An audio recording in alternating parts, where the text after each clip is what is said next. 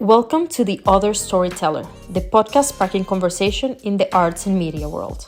I'm Maria, a filmmaker, entrepreneur, and curious artist from Colombia, living in the UK and Canada.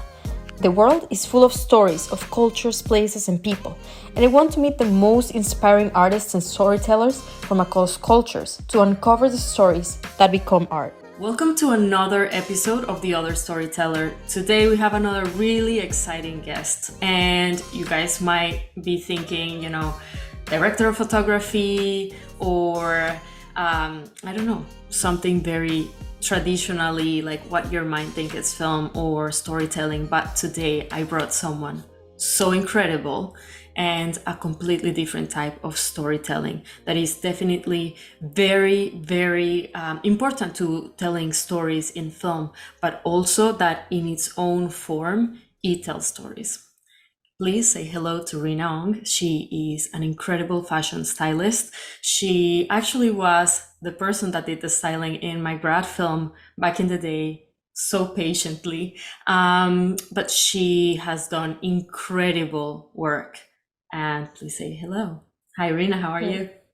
Hi guys. I can't believe I'm here, and I can't believe, like we just discussed, we haven't seen each other for 6 years, and now you're out in the UK and now I'm here in Seoul. Thanks for having me. This is so exciting. I have to say that, I love fashion, and I don't know that that's something that I've actually talked about in here, but um, it is kind of, I at some point just wanted to do fashion film, was my passion. And so I've been really following your career, everything that you've done, and you guys have to see Reina's work. It's so freaking incredible.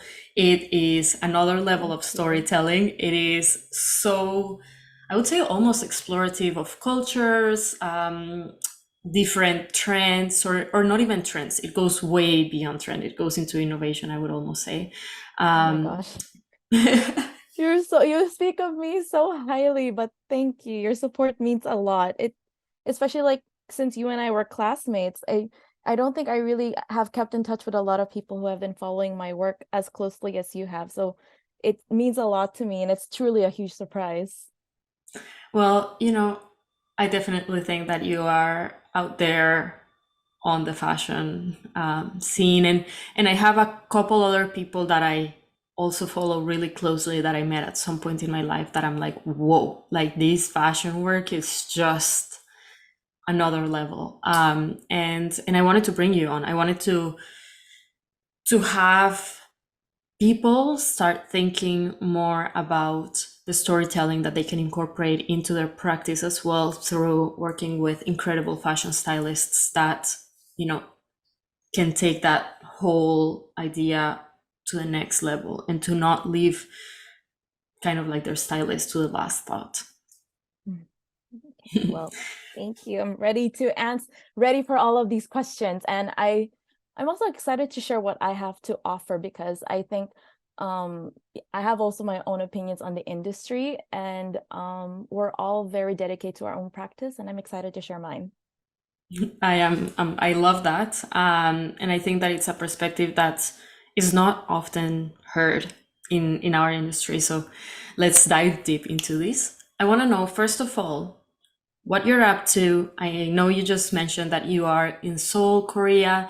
Why did you move to Seoul? What are you trying to achieve there?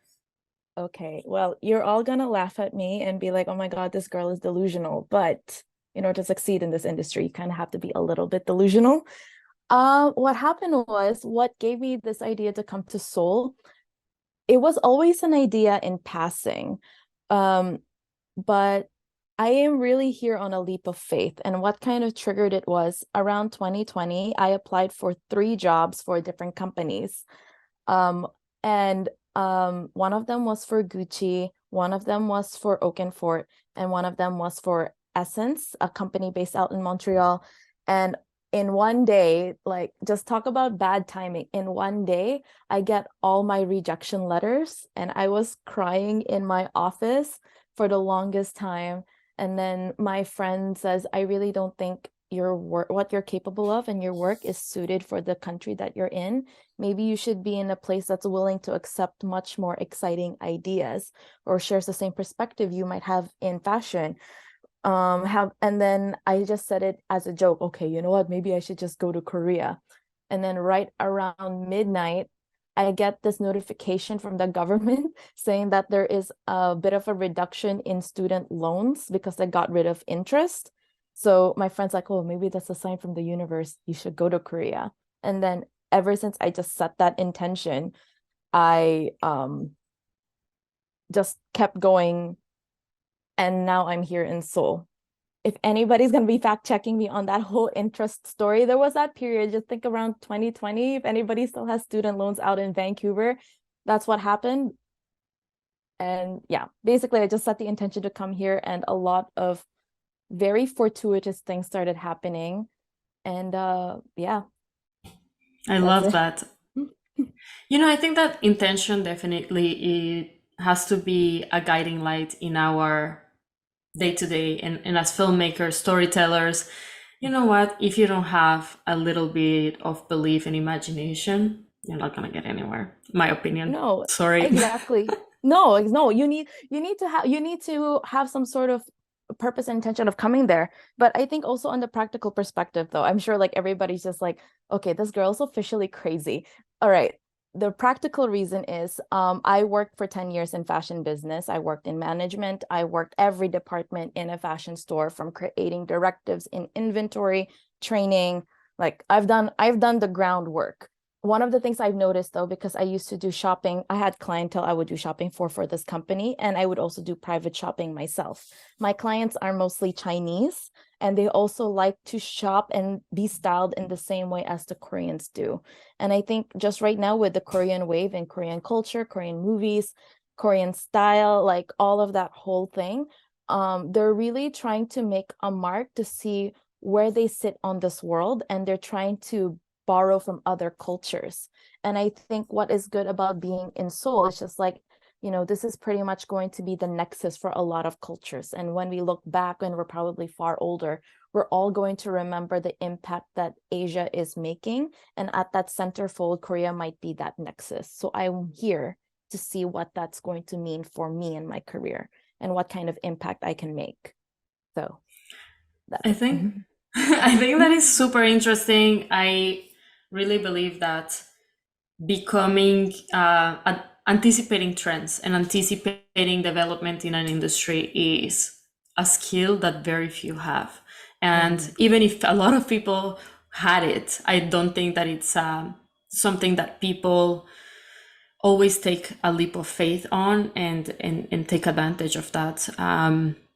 We all kind of try to be where fashion already is, and we forget that there is a great, or like even film, by the way.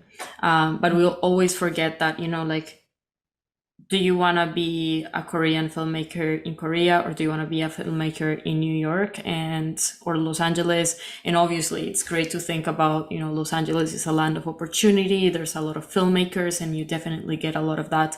But there's also, going and creating an industry and becoming almost like a big fish in a small pond. And I don't want to say that Korea is a small pond, but it's a developing pond where you would, you have the opportunity to rise probably faster to the spotlight. That could be really interesting, and to meet a lot of people that eventually are going to also be very well known and recognized. I hope so. Well, to be honest, like I'm already here for about a month and a half, and I'm not here, okay, like even though I came here on purely on instinct, the other half, it's like it's still not going to be easy, regardless. Like starting your life and starting your research from the bottom, it's always not going to be easy, but it doesn't mean that I'm not willing to try. Yeah, I think that is a very interesting point. Moving to another country as a creative is incredibly difficult because film, fashion, a lot of these things actually work in terms of network. And I think that most of the people hearing the podcast would know this at this point, but we're still in a world where if you want to get a job in the film industry, you're either in the union or something like that, or you have network and then your network is going to recommend you, but you move to a new country and you don't have network, so you have to take often PA jobs and things like that, which I mean you did plenty of in university. and definitely, you know, it's super strange. It's like, how do you navigate a world where you are super capable of doing things, but you know, You're starting you're from new. scratch. Exactly. Right? I mean, the funny thing too is, it's like, to be fair, I'm sure we're probably going to cover it some part at the end as the reason like why I ended up leaving the city where you and I met, why I ended up leaving Vancouver. It's just a matter of opportunity. And I think the thing that frustrated me was just that for the longest time it had been like purely on the PA or collaborative side, but it wasn't yielding anything to grant me some sort of stability or future or career. Because like, to make this sound really plain, not a lot of fashion stylists are getting paid. It is purely the things that we are doing is for the creative pursuit and allowing us to stand out, and then hopefully yielding into some sort of gig. But the city we're from was not granting it, so I had to go somewhere else where there were more opportunities.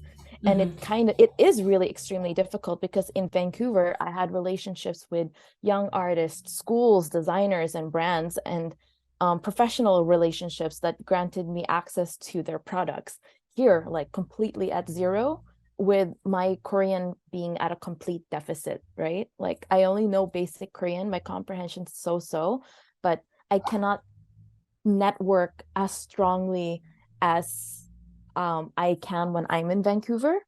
But what I'm definitely grateful for is that just by focusing purely on my intention and practice as a fashion stylist, I really just told myself, okay, you're planning on going to Korea, focus on making like the best possible portfolio, because now you have to make it to the point where you cannot speak Korean, but you have to let your portfolio speak for itself, which has actually yielded into some really positive turnouts while I'm here. That is super cool. I think that one thing that a lot of people tend to forget is the importance of developing your portfolio, even when you have a full-time job, even when you have things going on. I have to say, and this is so freaking embarrassing, I have not updated my demo reel since 2017. 2017. Like, seriously, that's ridiculous. I do have a website that I created last year because I was like, oh, you know what? I'm gonna try to apply for some internships and things like that. And you know, as a producer, I find it hard. I have to say, like, what do you show? You know, like, obviously, everything that's on screen you helped produce, but at the same time, it's not like, oh, my work is gonna speak for itself, because people might think, like, you know what, you don't know how many other producers were on set, you don't know what parts you took care of and how much help you had. Like, it's really complicated. But definitely that's the first thing that I say to people when they say, I want to study film, or my cousin wants to study film, can you please talk to them? And the first thing I say is, do you have a portfolio? And if not, go develop it. Or if you already have a portfolio, does your portfolio reflect the work you've had to do, or the work you wish to do? Because there is a huge difference. If, for example, you were doing styling at a store and things like that, and that was your portfolio, do you want to stay as a stylist of that store and that type of creative direction that you are under, or do you want to go and do like super experimental stuff? And if you want to do experimental stuff, you need to have samples that reflect that, for sure. 100%. I mean, the same thing also goes for the fashion styling, because before we started this podcast as well, you're also asking me like, what do you want to be referred to? I said specifically a fashion stylist, because there's so many different type of styling. There's food styling, interior design, blah blah blah. And then on the fashion styling perspective, you need to having a collection of work, and then looking at it collectively and knowing, okay, what type of direction am I going to take? Or even like, what type of storyteller I am? What is my intention creating all of this? This is going to be essential for your drive in this industry, because it's one of those things that it's what sets you apart, not only sets you apart, it's also what's going to basically, like I said, it's just going to give you, it's going to give you that motivation and meaning, like this is the sort of direction I like to take with my work. Definitely. I think that, it's in terms of intention setting, if you don't put together a portfolio that reflects your intention, you're gonna be at the mercy of whatever people want to give you. And Exactly. yeah, and we all take jobs, as I've said a million times, I think in every episode, we all take jobs that are not the ideal job to get to the final job, but you have to freaking put it out there where you want to go. And and it's everything, like I don't want to necessarily work as a producer making always the same kind of things. I want to do things that are more creative. I want to explore different things. I want to make maybe a little bit of a difference in the industry. How can I make that happen? And you're not going to get anywhere if you don't start doing it on your own time. So that's super important. Well, I have a question for you, actually, and this is gonna take a little bit of a turn because I'm actually super interested in this. This has been like a conversation that has been super ongoing for me in the last few weeks, but you are actually an animator as well. So Reena, when we were in Emily Carr in Vancouver, was actually studying animation, and I was like, I love your styling. Can you be my stylist in my film, please? And I will tell you, she's so freaking resourceful. I had no idea how this was working, and she works me through everything. And I also did a period piece, which it actually makes it really difficult to shop for period stuff. But how did you go from animator to stylist, and what's the connection there? Well, okay, everybody, please grab a cup and sit down. It might be a little bit of a long story. Well, I wanted to be specifically, I was in animation because I wanted to get into video game design. At my core, I think like I really like storytelling in details, and I love how costume design and character design is very reflective of character development. So, for example, Game of Thrones is very important when you look at the details in their costumes because it's reflecting their growth. Or a huge nerd of Ubisoft and Assassin's Creed. That was the industry I specifically wanted to get and work with. But the reason why I pivoted specifically now focusing on fashion is I also really, really like fashion. I like clothes. And I think you and I bonded over our love of Alexander McQueen. That's how you and I ended up becoming friends. We're like, yes, I love, because it is storytelling. And then why I pivoted was because I was extremely depressed in my school, and I wasn't really sure why. And also I was going through a lot of really sad personal things. And the benefit of going into Emily Carr was because this is such an artistic and sensitive environment, you had access into therapy. Going into fashion styling was my therapist's suggestion. That actually, I did not see it coming. Yes. Not see it coming at all. I thought you were gonna say like, oh, I just started like exploring, but no, because like around this time also, like I was working 4 jobs when I was in Emily Carr. I don't think anybody really knew that about me, but I would work one morning in an office and then go to school, and then once school is over, I would work my retail job, and then after my retail job, I would be also doing commissions for costuming. So that's why my my therapist was like, have you ever considered going into fashion styling? Like there's such a huge movie industry here, and since you already have a background in it, why don't you give yourself, try your hand in it? Because I'm a nerd. I'm sorry. I used to cosplay, and probably if anybody has energy, you definitely will find my old cosplay photos on the internet. It's very bad. Oh God. It is not bad. It's just a different vibe. Definitely not something that I have done. But I used to love costumes too. So there you go. But okay, like I was like full on nerd. I have Full on. friends who full on nerd. Like I was engaged in this and I was helping my friends with their costume. And it was through my therapist's suggestion that I tried costume design. So I don't know if you remember Lawrence Lamb from school. Yes. So we were all in this, he and I are in the same study group from art history. And then he made an announcement to the class, like, I'm looking to have a crew because I'm doing a pretty huge film, which was also a period film. And then I said to him, hey, I have a bit of a background in costume design. I've never done styling before, but I would like to try my hand in it. And that's where, like, by working in this film, everything clicked. My background as a character designer, my background as a concept artist, like reading the script and reading and like understanding his concept, like how do you tell a story through color and clothes? Because that's one of the things that I'm really good at. I'm very color sensitive. And then it just kind of all came together. And then there is, if anybody watches The Blue Jet, the styling is not my best, but please, everybody forgive me. It is my first film. There is a little bit of intention and like poetry coming as an exchange through the clothes. As much as like the movie The Blue Jet itself is quite exciting, even for a student film, that's one of the things that I enjoyed. And I think you sense that same sort of approach I had when you and I were discussing your film, because I was really drilling you on like the script, like how do you want me to put the two protagonists apart? Is there some sort of color story you had in mind? And then when you and I spoke, I gave you a color board because you were very particular on what type of red you wanted.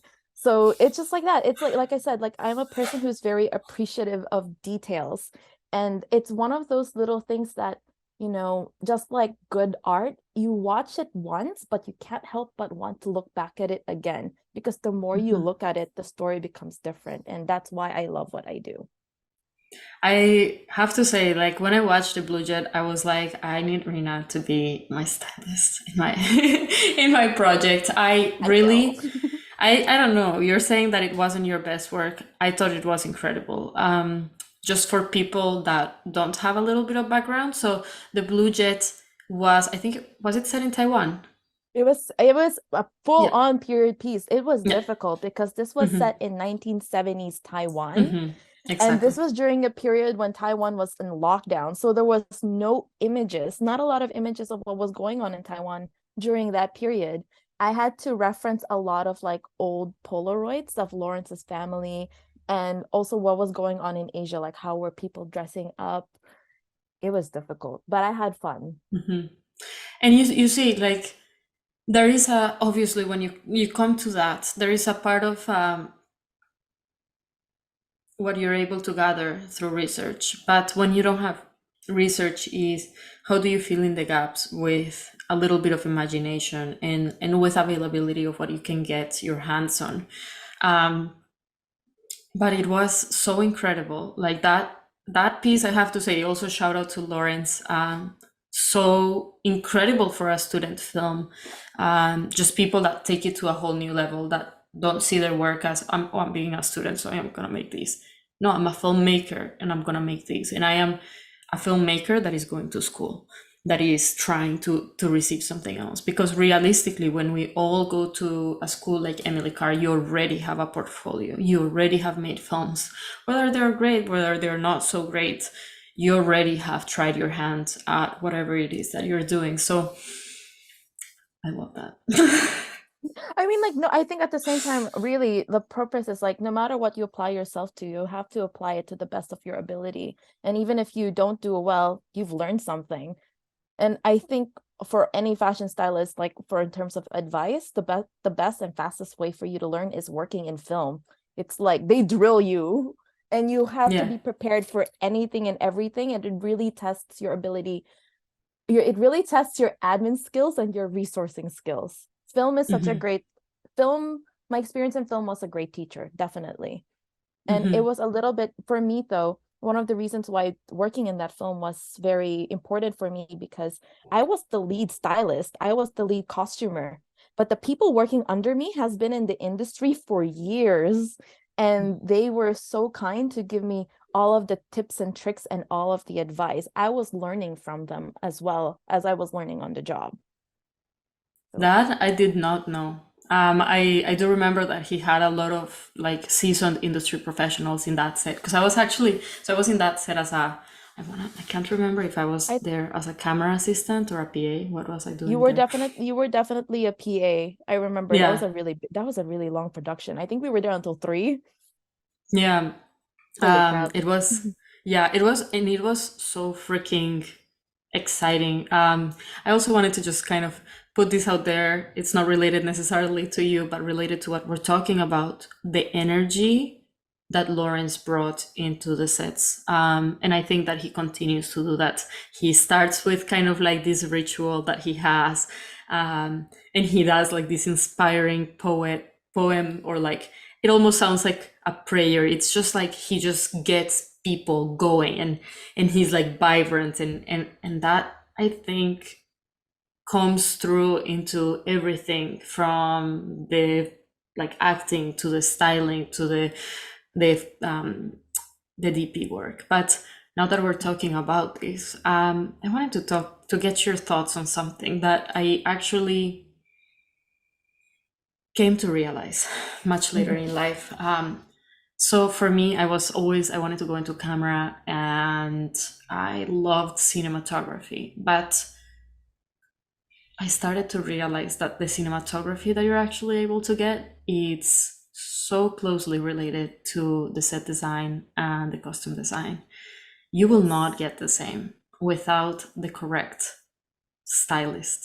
Definitely. What are your thoughts on that? I'm 100% on board of that. It's really funny to me because, well, okay, maybe funny is not the right term, but I've also had the privilege of having been interviewed by a lot of new photographers, especially photographers trying to get into the fashion industry, because fashion photography is really its own league. And it's for cinematography, it feels broad, but the advice I tell them is if you want to be good in fashion photography, you need to be very good at cinematography. You need to Mhm. know how to tell stories in images. Like everything is, it's like, there are people who are just like, it's a slang, like, in the book, the curtains are blue because the curtains are blue, not because the person is sad. You're Mhm. establishing a mood, you're establishing some sort of story. It's how all of these things are beginning to intersect to create something that is substantial. Like I said, you want every frame to kind of matter. And Mhm. what really sets apart good work to subpar work also is not only is it just, the just a cohesion between a director, set design, art director, and stylist. Not just, you all have to kind of be one brain. You guys all have to exchange you guys all have to capture that same exact image or improve upon the concept. Because Mhm. if you guys are just, because that's what's really good about the collaborative culture, even though I'm very critical of it. What's good about collaborative culture is you begin to understand what kind of worker you are, what kind of people can you work with.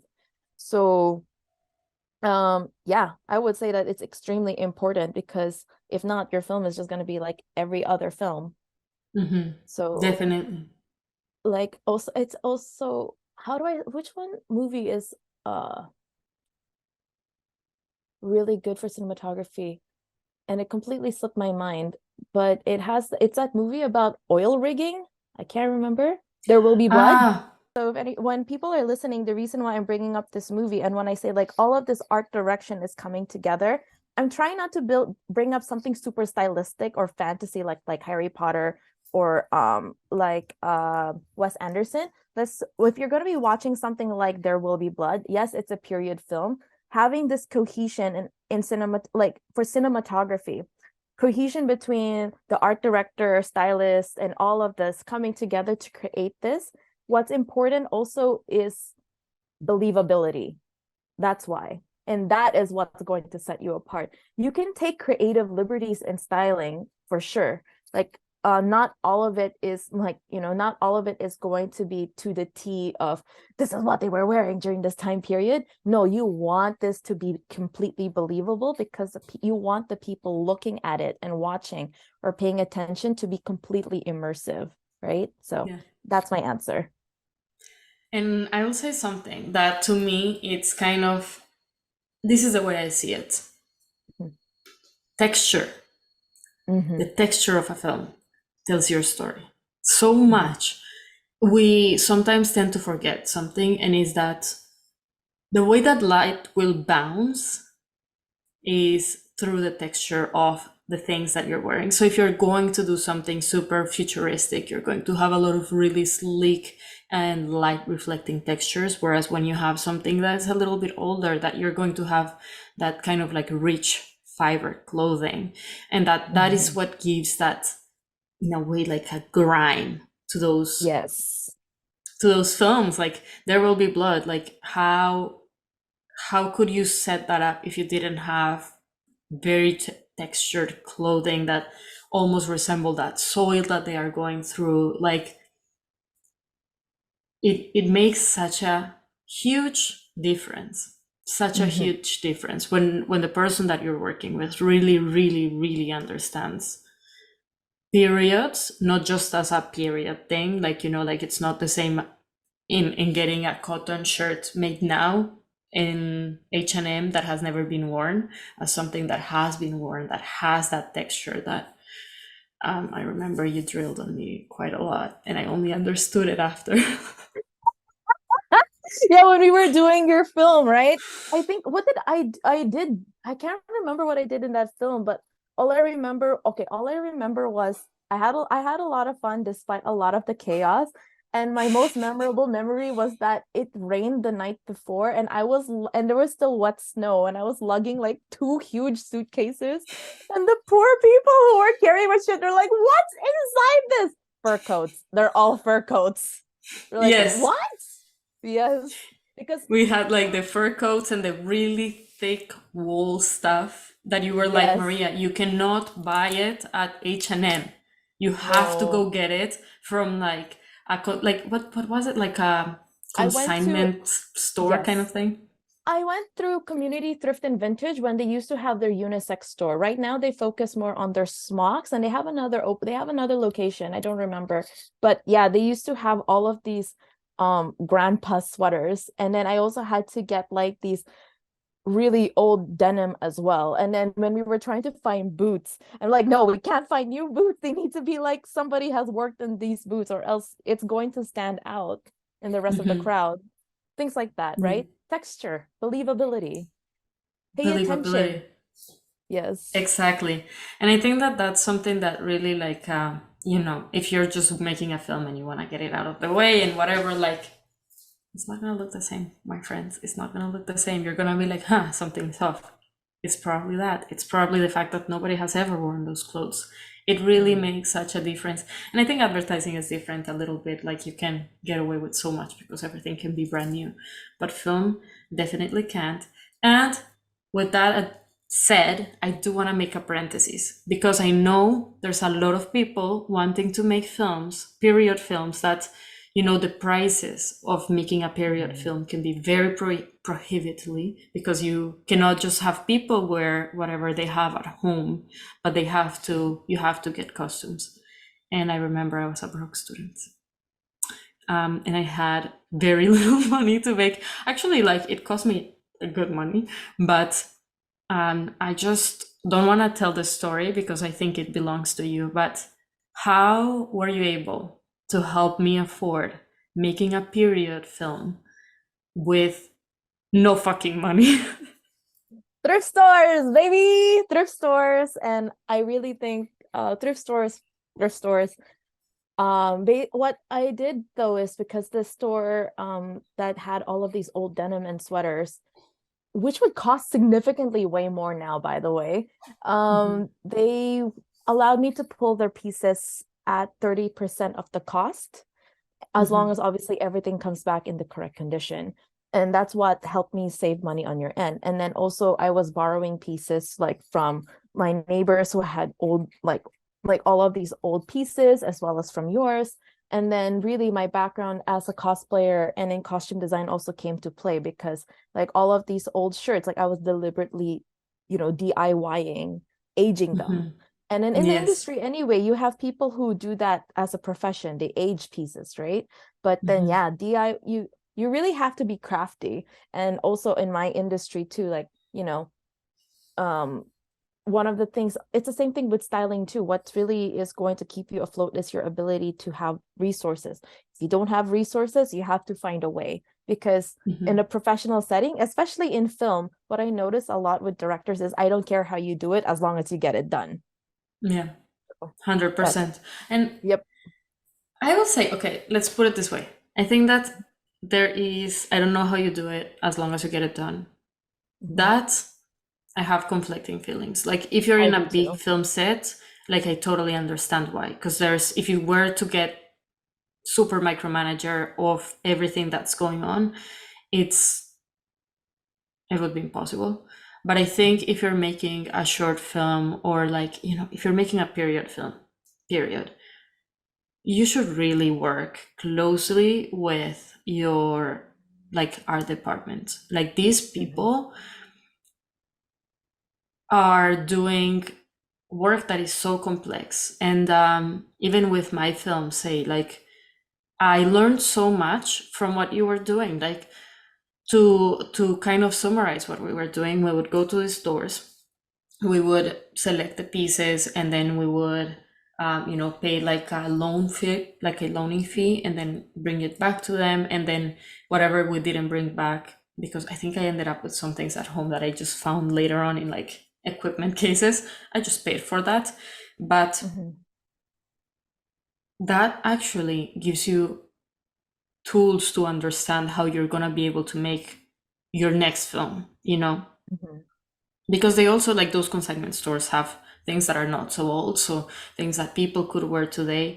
And it breaks down that barrier of I cannot make a film because it's so expensive. It really helps you to think, there's ways to make this happen. So I was super, super grateful for that, because it also just was a learning experience for me to work with you. Thank you. And you as well, which is great, because I was really excited by the script that you gave me, and then you really were, like you were preaching what you said. You were working really closely to your art department, because like I said in the beginning, your first approach with me is reds. And it's like, okay, I'm going to give you a color board of red. What type of red are we talking here? Yeah. So there you go. You have to approach your practice with as much passion as possible. At least give yourself something to look back on fondly. Yes, definitely. I think that my short film had a lot of flaws back in the day.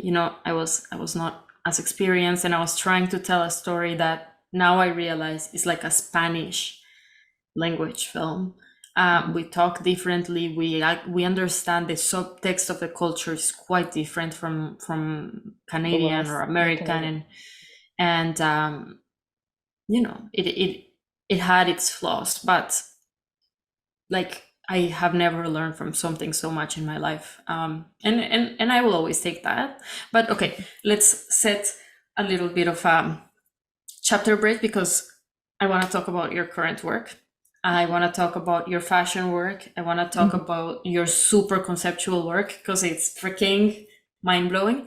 And I know it was really great working together in my film, but I think that you deserve a spotlight for all the crazy stuff you have done after. Okay. All right. Where do I start? All right. You know what? Okay, I want to talk a little bit about how you even come up with the concepts. Like, how is that collaborative work with photographers? Because it's incredible. Like, damn. Do you have a favorite? Like, yes. There's the one photos that you're doing with like black models. The recent one? Yeah, the recent one. I can't remember what brand that was for, but that, holy shit, that was so integrated between the costume design, the style of the photography. The models casted were the most beautiful people I've seen in my life. Like, it was just, and it was like whole. Like, it was not separate pieces, it just was so incredible. How do you come up with this kind of work? So, okay. Before we talk about that photo shoot, that one, we named it One of Us. I will talk about how we came with that concept. But how I do come up with concepts is just like I don't know. I guess like one of my favorite things to do is to I go out by myself and I really Mm-hmm. like people watching. And Mm-hmm. one of the core reasons why I like my Mm-hmm. work is because not just the storytelling aspects, it's just like I like to approach my work from a cultural aspect Mm-hmm. because I'm a Mm-hmm. third culture kid. As somebody who is Filipino, but now I am a Canadian citizen, but I was born in Middle East and now I live in Seoul. And so like people just really fascinate me. And the thing that I question when I look at people is like, okay, why do you do the things that you do? Mm-hmm. And then what can we do to push it a little bit forward? Or what's the story that comes from behind all of this, right? And Mm-hmm. I just come up with these like weird little stories in my head, and they just have Mm-hmm. their own texture and color. And it's important for me to work with people who resonate with the same sort of concepts that I have. So Gustavo, who if he's watching Mm-hmm. this, Gustavo Champs, love him to bits. He's one of my best friends simply because we have a lot in common alongside being complete and total goths in our teenage years. But Mm-hmm. we both like to tell stories through fashion, and we just wanted to have this very surreal sense that just makes it very hypnotic to look at. So we start off really with something very simple, and then we just think, okay, now what can we do to keep pushing it further and further? And I don't know how to explain this properly, even to anybody in the industry, because it just feels very intuitive and instinctive for me. Like being able to just look at something and be like, I'm not really trying to look at work simply because of sorry, I'm not trying to look at my work simply thinking like this is going to be the next big trend or nobody has ever done this before. You just when you one of the things that's harder to do for artists is you really shouldn't compare yourself to other people. And when you internalize all of that into your own inner world, you just become more focused on what can I do to make it better, and that's the driving force behind all of my concepts.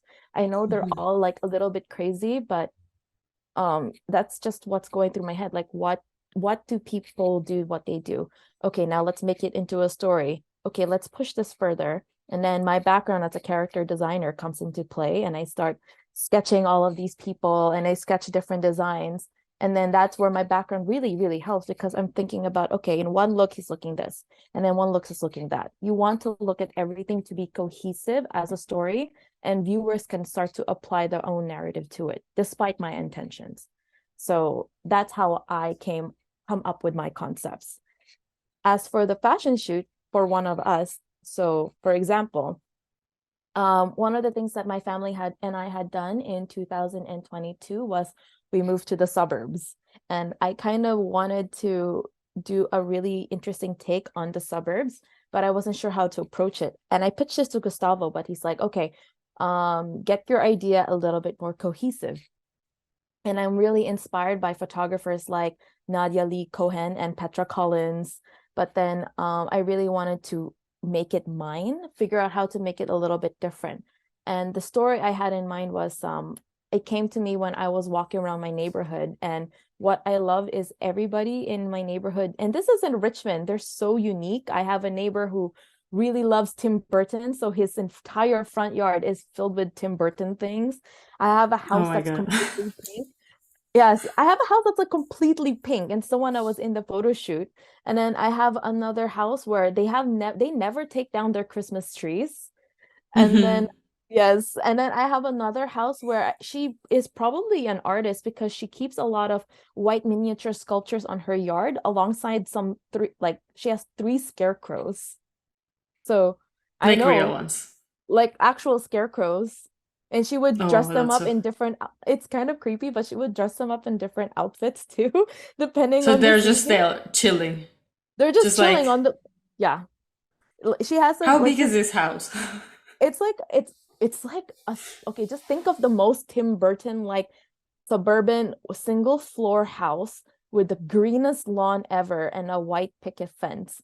And then she has these three mannequins sitting on the bench on her garage. And she would change them. So they would be wearing something like during Canada Day, they would wear the Canadian flag. During Halloween, they would be wearing some sort of costume, or they'd be dressed up like Santa during Christmas. yeah, I'm filled with really interesting people. So I'm just like, this would be an interesting place to do a photo shoot. Now, how are we going to make this weird? So I pitched my idea to Gustavo. And so that's why I really can't take all the credit. Gustavo and Rio, the hair artist, because I wanted to be a little bit like Stepford Wives, but he's like, no, push it more, make it crazier. Especially because this is your last shoot before you go to Seoul, make it incredibly crazy. And then it's like, okay. So because the narrative I had in mind was just like the suburbs, especially like white suburban culture, it really enforces this idea of sameness. And as you know, to be normal, everybody has to kind of be the same. But what if you cannot escape the idea of being normal? What does this inner world look like?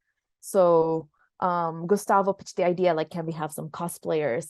Let's find the craziest looks that you can make, but make it cohesive because it's still a fashion shoot. So I love it. that was the idea we had in mind. Just basically go big or go home. So this is actually your neighborhood. So this is Richmond, Vancouver. I actually Like, hadn't realized it's Richmond. crazy, right? It's really freaking cool. And I have a question here, and I don't know if it was your idea or whose idea it was, but Richmond, for those that don't know, is predominantly an Asian neighborhood, like very, very highly, like high Asian population. I don't know what the percentage is, but it might be like It's higher mostly than Chinese. 70. It's higher than 70, mostly Chinese, but recently we're getting a lot of Chinese, a very small Japanese community, but recently we've been getting a lot of Korean immigrants. And she's not joking when we say it's very Asian, like the signs are both in English and in Chinese. Yes. Yeah, for sure. And also like there's some massive housing there. Like there's some mansions that you need to see. Like and like the A luxury mansion. cars and everything. So that's why I was like, oh, I didn't actually connect that because this might actually also be a prejudice. I've never been to Asia. I've been to like the Near East, they call it in Spanish. So like just the Turkish area and Israel and stuff like that, Palestine. But I've never been like in the Pacific Asian side. And my experience in Canada is that a lot of the Asian like apartments and houses and everything, like they love like really clean, really like spacious, airy things as well. So I was not expecting that there's like someone with 3 scarecrows in a bench outside their house.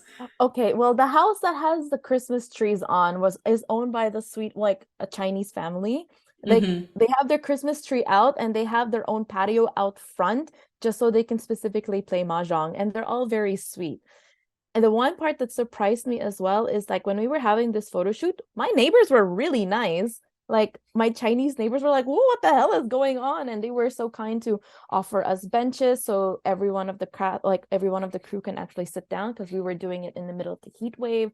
They were really invested in this photo shoot. Like, and they were I love really, this.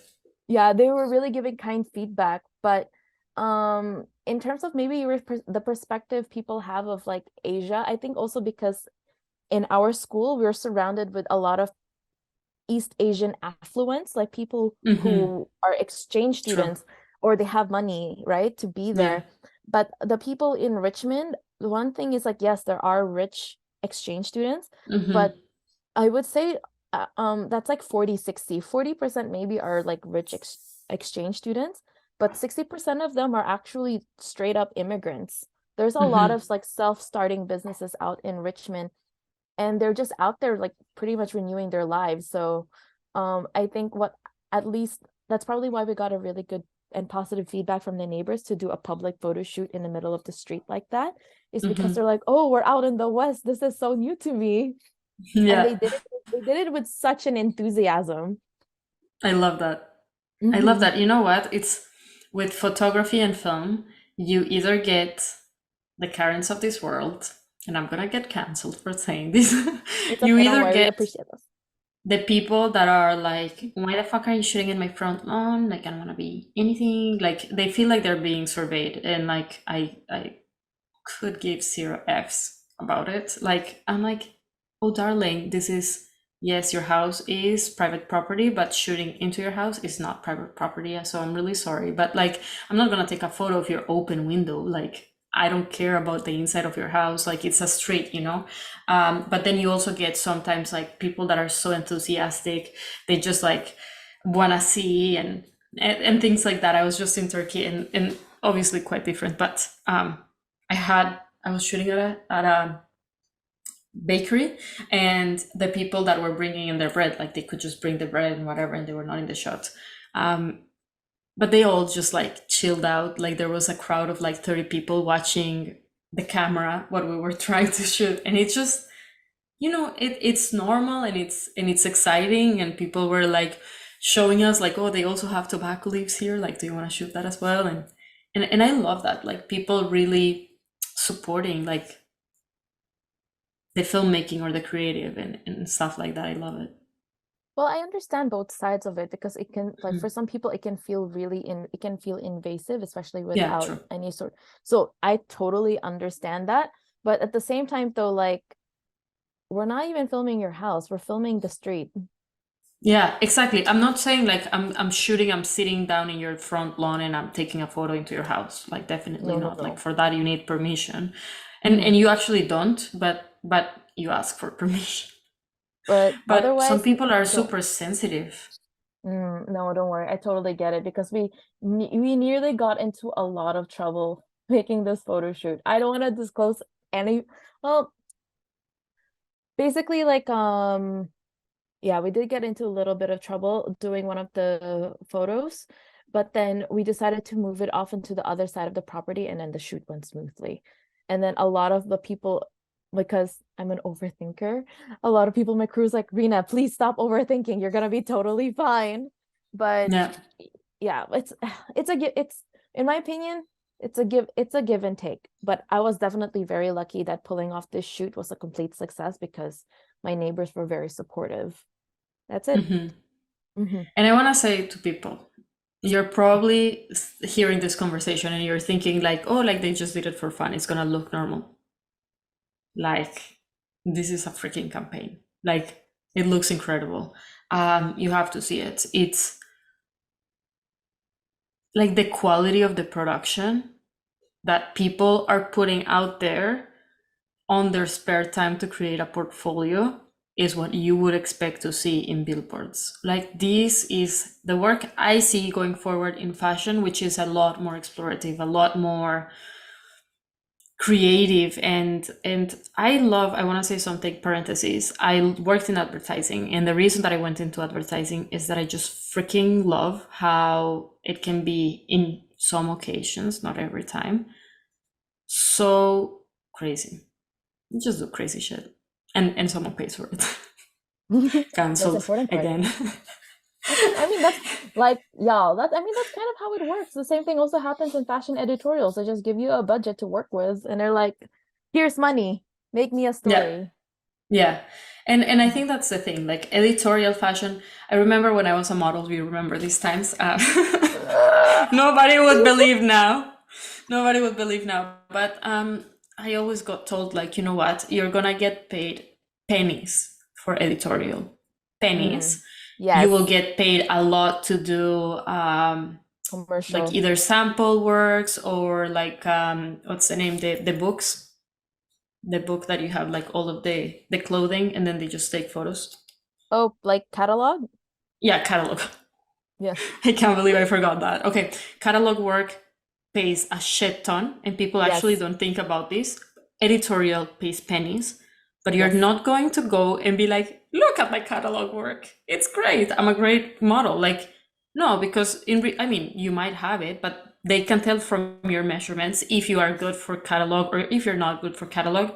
But editorial is where you can tell if someone knows how to pose, if they know how to transfer emotion, and if they're easy to Exactly. work with, and if they are enthusiastic. And like nobody's gonna choose a model that has no fucking clue what they're doing for an editorial.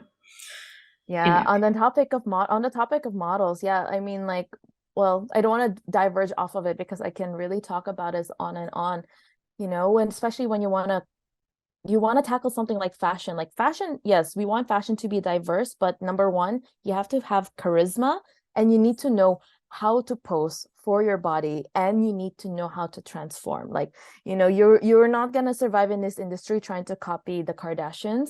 You need to transform. Fashion is like when we bleach your eyebrows, obviously it's not gonna be permanent.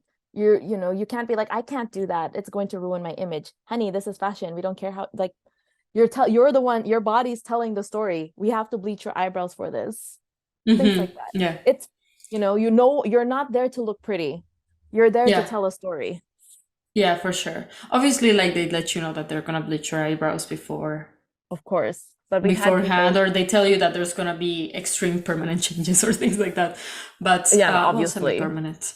But I think that, you know, that is one of those things that it's like your model is kind of like a medium to deliver your styling and the pieces that you're putting together and your artwork, and they become almost like an extension of your work. So working with good models makes such It's a very difference. important. Yes. And I wanted to ask you about. Oh, yes. Sorry. Yes. No, you go ahead. No, because I'm gonna deviate the topic. So you tell me.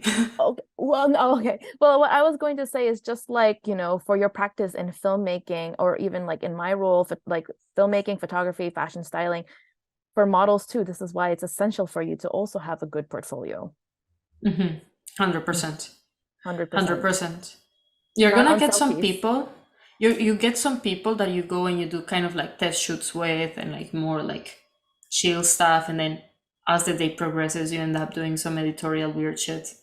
Like this has happened to me. Like I used to lug around 2 suitcases full of clothing, and I had so much shit.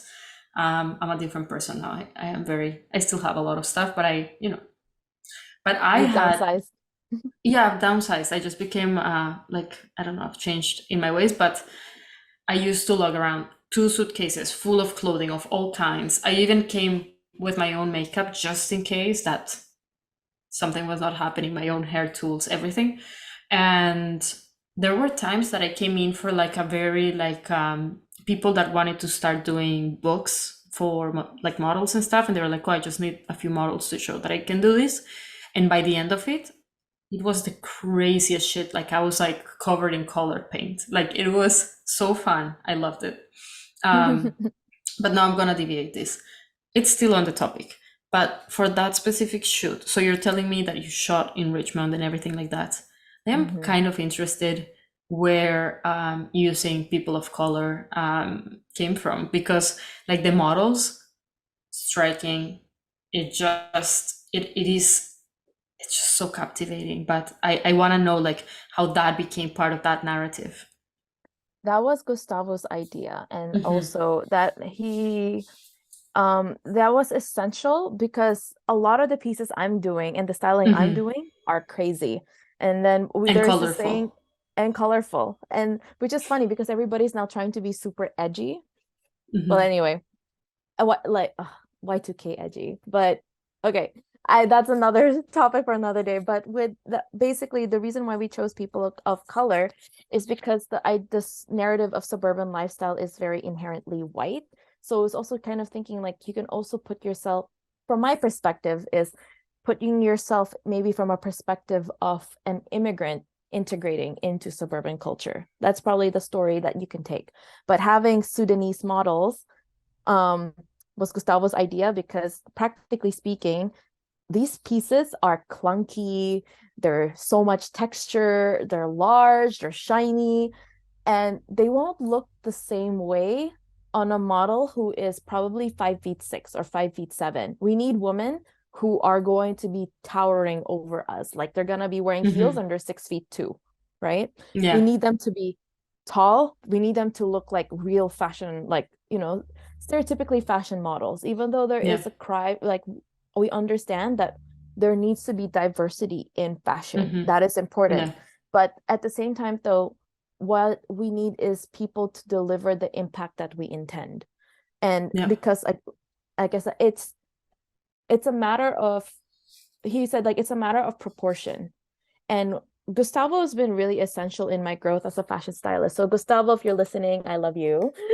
It's because like he really helped me even put much more I'm repeating myself, but yeah, put much more perspective in my approach in styling, not just as a fashion designer, but also reminding myself of my roots reminding me, oh my gosh, I'm not making sense. Sorry, he's reminding me of my core as a character designer, not just from the storytelling aspects, but also reminding me of the technical aspects. So one of the things that I talk about with people who are starting off as stylists is like having an understanding of story is essential, but the technical skills as a stylist of what makes you good is your ability to create your ability to manipulate the negative space around the model. Yeah. So the reality is of our, because the thing that pisses me off the most about my job, and everybody understands why it's essential, but it still pisses me off, is a lot of really good stylists or published stylists out there is because they have access to designer goods. And by having access to designer goods, they just literally throw clothes on the subject, on the model, actor, whoever, and they get recognition for it. A good stylist is, I'm going to throw you a garbage bag and I want you to make it work on the model. So that's why having his idea of using these really tall models was essential, because having these large pieces on them made the proportions work in accordance to their negative space. That was pretty much, that was my perspective. And that was his suggestion. By taking his suggestion, it helped me elevate my perspective. I hope that makes sense. That totally makes sense. And I think that, it's so cohesive, because I think that like the black skin with the colors make it pop on the one hand. On the other hand, you have, as you're saying, the negative space. There's so much, like the shots are quite wide, and they're super tall, elongated figures. And then you have like pieces that are just kind of like super, I don't know, coming out of everywhere. She had like this feather butterfly outfit. It's literally the shape of a butterfly, right? Yeah. It will look completely different. Like if I'm going to put this on and I am going to get hate for this, I'm going to put this on an influencer who is like 5'6". Yeah. It's not going to it's not going to create the same impact. Especially me, I'm 5'3". I'm 160 centimeters. I'm going to wear this butterfly outfit. I'm going to look like an Oompa Loompa, you know? Like unless that's the story, unless that's the intention we're trying to do. Yeah. But we had to make it like I said, we had to make it crazy, but make it fashion. All of the proportions has to work properly. And that's the thing that people tend to forget about fashion photography. It's not the storytelling aspect. How does a negative space surround itself on the subject? Because the thing is, it's like you want to manipulate proportions, because especially in what's great about collaborative projects is that you can have an input.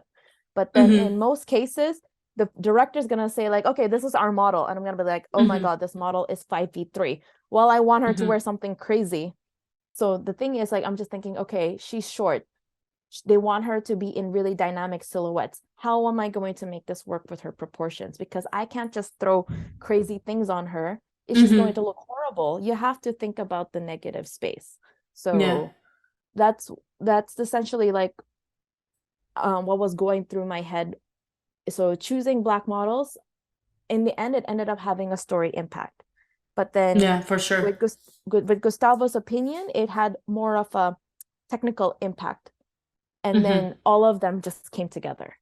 That's a summary of the answer. I love that. And I think one thing that I picked up on, and I don't know if actually that came from the styling, like the fashion styling, or from the hair styling, or if it was like together, the culture of wearing wigs and how important wigs are for Black people. And I am saying this obviously from an outsider perspective, but I love when all my friends and classmates wear like all these different hairstyles and they just take incredible chances. I love the braids, I love the color. It's so explorative. And I think that in a way you bring that into the photography through all the wigs and all the color that you're adding and all the different proportions. To me, it's so cohesive to the core. I just couldn't even tell that it was Richmond. It's the only thing.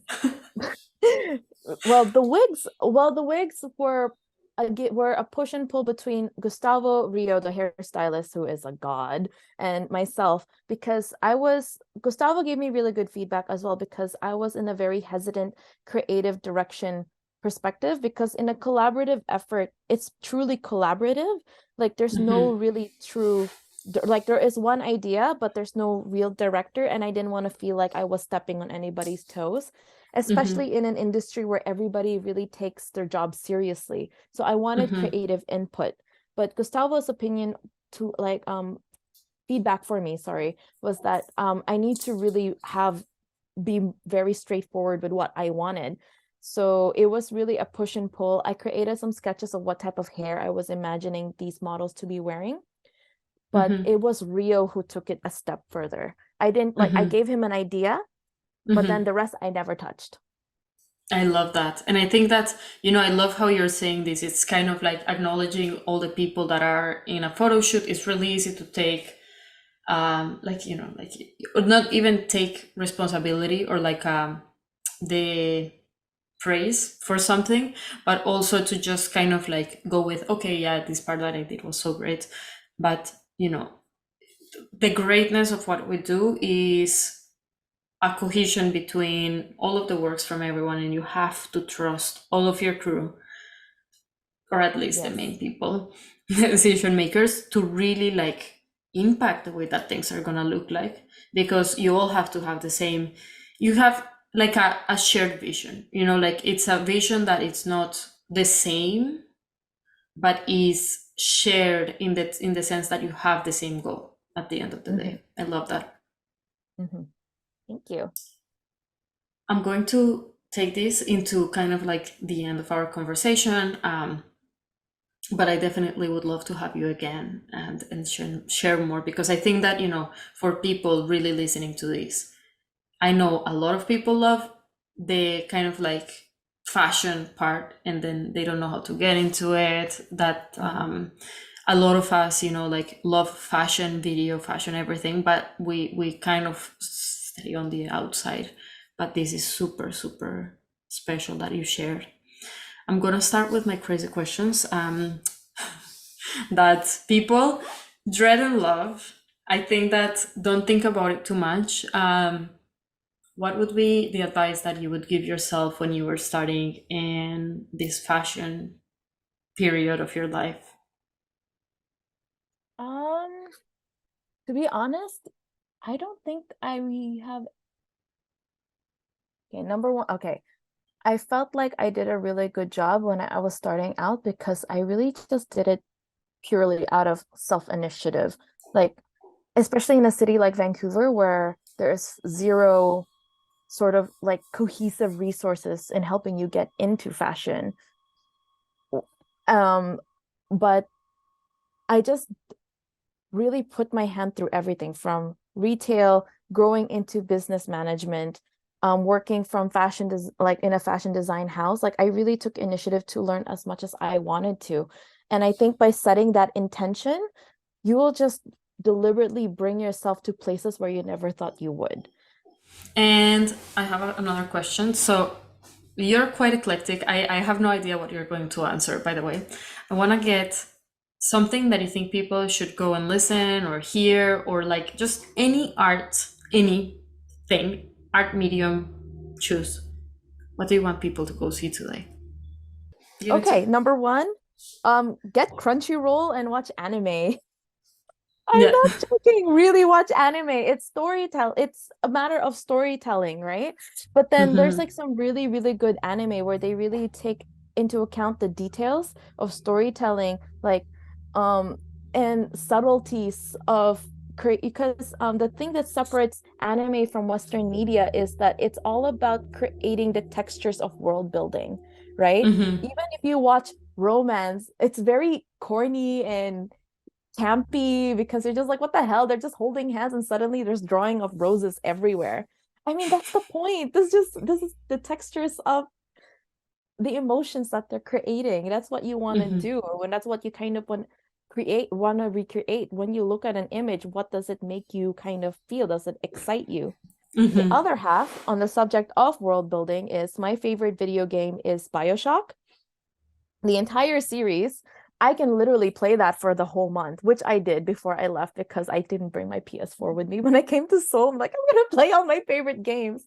And it is about world building, right? There are there are so many parts that you can explore because this time in this game you're playing from a third person point of view, and you're literally touching and interacting with everything, and all of them tells a story and they build upon this world. And what excites me about playing this game is no matter how many times I play it, the game is different. And that's kind of the one of the things that I want to bring upon when I do my fashion styling. That's why I love it.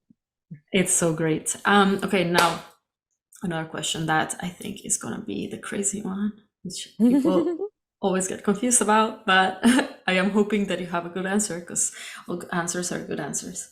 If you were in this island and then you have the opportunity to get dropped some music or video or photos or whatever from only one culture, I would say one country, it can be one culture, what would it be from? Very easy for me. Byzantine culture. Byzantine? Okay, no, wait, I thought you were gonna say Korean. What? Byzantine culture?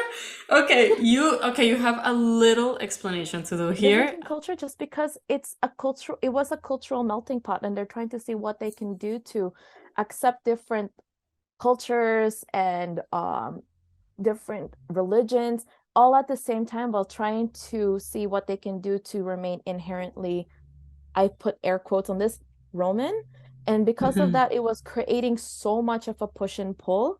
And I think that really kind of fascinates me, because I think a lot of what they were doing is very reflective of what's kind of happening right now, because now that the world is so much more hyper aware of itself, now that the internet exists and now people from across cultures can connect with one another, I kind of see that same sort of tension of what was going on through that period when the Eastern Romans and Western Romans were going up against it, up against each other.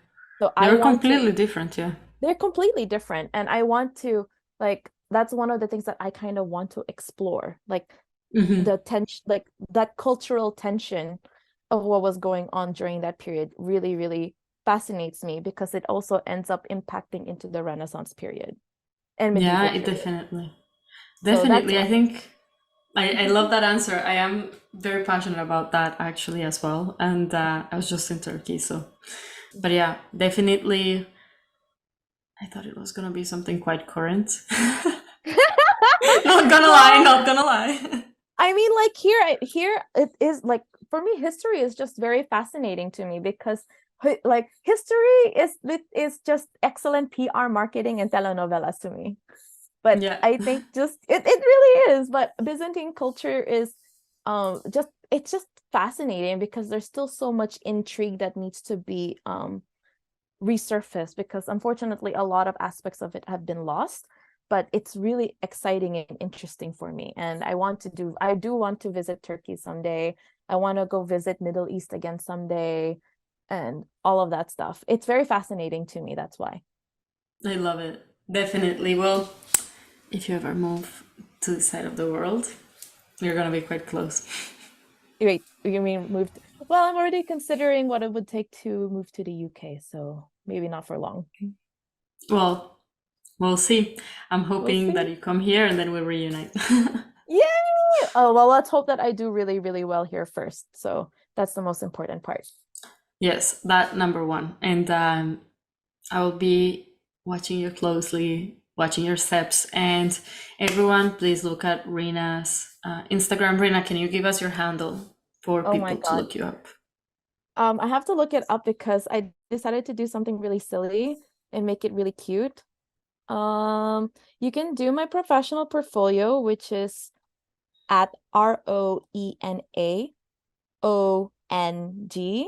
Or if you want to see my chaotic life, vlogging from behind the scenes of what it's like living in Korea, mine is at HEYYYROOOOO.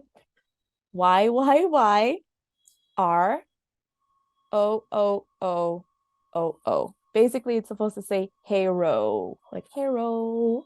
But yeah, if you want to see like, because there's always so much glamour behind fashion, I'm just like, no, you want to know how a fashion stylist operates life, you're going to get the entire chaotic part of it, everything, Yeah. and they all impact my work. So Yeah. there you go.